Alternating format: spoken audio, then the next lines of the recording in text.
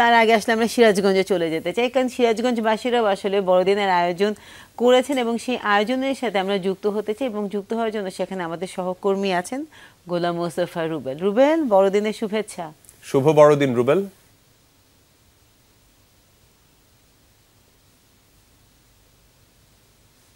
শুভ বড়দিনের সকলকে শুভেচ্ছা জানাচ্ছি। আসলে আজকে কিন্তু সিরাজগঞ্জে ব্যাপকভাবে কিন্তু আয়োজন হচ্ছে। এই সিরাজগঞ্জের এই যে বড়দিনের যে আয়োজনটি সেটি কিন্তু আমি একটু দেখার চেষ্টা দেখতে পারবেন। সিরাজগঞ্জের তারাস উপজেলার গুলটাতে মূলত আমাদের এই একটি স্থাপন করা হয়েছে। এখানে কিন্তু অনেক বড় আকারে কিন্তু আসলে এখানে সেই আয়োজনটি চলছে। সকাল থেকে কিন্তু ইতিমধ্যে প্রার্থনা শুরু হয়ে গেছে। সেই প্রার্থনার মধ্যে দিয়ে বড়দিনের যে কর্মসূচি সেটি কিন্তু কার্যক্রম শুরু করেছেন। এখানকার যারা ধর্মাবলম্বী রয়েছেন তারা কিন্তু এই সেই কাজটি শুরু করেছেন। আমার সঙ্গে যুক্ত হচ্ছেন এখন এখানকার যিনি ফাদার রয়েছেন তার সাথে। ফাদার, আজকে দিনব্যাপী তো আপনাদের নানা কর্মসূচি থাকবে, তার মধ্যে আজকে কি কি কর্মসূচি থাকছে আপনাদের? আজকে হচ্ছে যিশু খ্রিস্টের জন্মদিন। সবাই বলে এখন হচ্ছে 2024 বছর খ্রিস্টাব্দ। এতো যিশু খ্রিস্ট জন্ম পেয়েছে ওই সময় থেকে আমরা বছরে গণনা করি, কারণ বিরাট বড় ঘটনা। ঘটনা কোনটা? তোমরা হচ্ছে নিউজম্যান, না? আপনার নিউজম্যান। এখন সবচেয়ে বড় নিউজ, সবচেয়ে বড় সংবাদ হলো যখন রক্ষদূতরা ওই স্বর্গীয় থেকে আসছে, বলছে তোমাদের জন্য একটা গরিবদের জন্য একটা রাজ্য জন্ম পেয়েছে। এটা মানে সংবাদ দিয়েছে যে একজন ঈশ্বর মানুষ হয়ে গেছে। এর চেয়ে বড় সংবাদ পৃথিবীতে নেই। এখন অনেক টিভি আছে, অনেক কোম্পানি আছে যে কত সংবাদ, কত নিউজ, কিন্তু সবচেয়ে বড় নিউজ যে বলা হয়ে গেছে এই পৃথিবীতে হচ্ছে যখন স্বর্গদূত আসছে ওই স্বর্গ থেকে আর বলছে তোমাদের মধ্যে একটা রাজা জন্ম পেয়েছে, আর এই রাজা হচ্ছে ঈশ্বর যে মানুষ হয়ে গেছে। এর চেয়ে বড় সংবাদ কোনোদিন হলো না। এখন আমাদের প্রোগ্রাম আছে, সবচেয়ে বড় প্রোগ্রাম হচ্ছে যে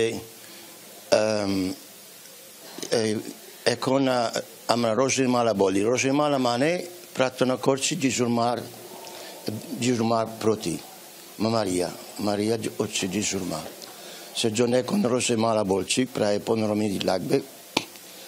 আর তারপরে খ্রিস্ট জাগ শুরু হবে। আমাদের মধ্যে বিভিন্ন ধর্ম আছে, ওই বলিদান বা আমাদের মধ্যে বলিদান আছে কোনটা?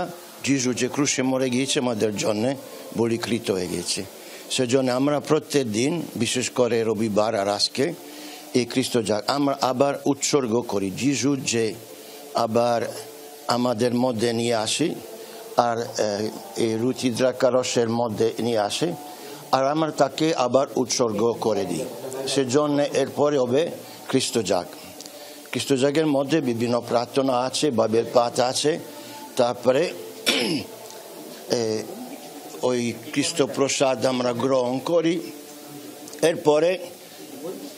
এরপরে বিভিন্ন ফুর্তি আমাদের ওই অনুষ্ঠান হয়ে যায়। কীর্তন হবে, নাচ হবে, কেক কাটা হবে, নানা আয়োজন হবে। ধন্যবাদ আপনাকে, ফাদারকে ধন্যবাদ জানাচ্ছি। একটু আসে এই যে দিনব্যাপী আপনাদের নানা আয়োজন থাকছে এবং সেই আয়োজনের একটি অংশ কিন্তু আমি দেখার চেষ্টা করছি। ইতিমধ্যে কিন্তু সেই প্রার্থনা শুরু হয়ে গেছে। এই যে আজকে আপনাদের যীশু খ্রিস্টের জন্মদিন উপলক্ষে কিন্তু নানা আয়োজন থাকছে, কেমন লাগছে আজকে? খুবই ভালো লাগছে। সবাইকে শুভ বড়দিন, সবাইকে এই বড়দিন সম্মিলিত হওয়ার জন্য অনুরোধ করছি। আসলে যীশু খ্রিস্ট তো শুধু আমাদের খ্রিস্টানদের না, উনি সমগ্র মানব জাতির।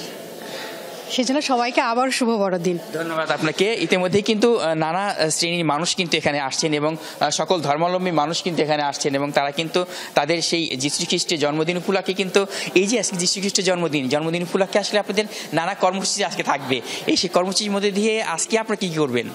আজকে আমরা সবার বাড়িতে কীর্তন করব, পাশাপাশি আমাদের রুটি আছে, পিঠা আছে, এটা আমরা যারা আশেপাশে যে আমাদের প্রতিবেশী আছে সবার সাথে এটা বিতরণ করব।